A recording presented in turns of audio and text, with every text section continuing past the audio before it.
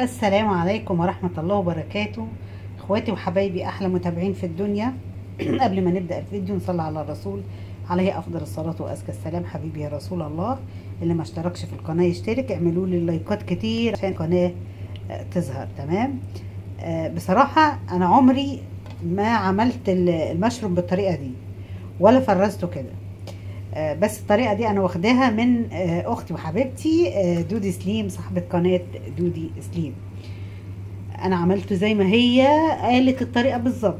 دلوقتي انا جبت المشروم وغسلته تمام.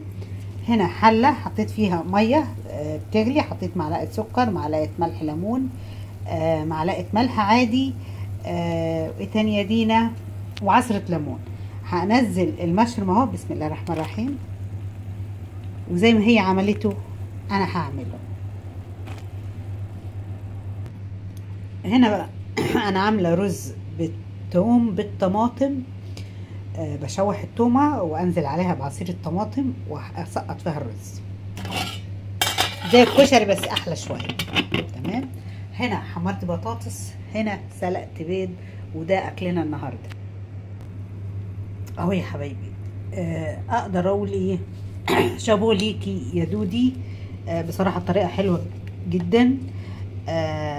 انا كل مره اعوذ بالله من قولة انا بس يعني اشوحه في معلقه سمنه معلقه زيت حسب ما انت بتحبي، لكن اول مره احطه في ميه مغليه بالطريقه دي. تعالوا معانا هنشوف الميه لونها ايه. شايفين الميه اسودت جدا اهي، بس المشروم ما اسودش.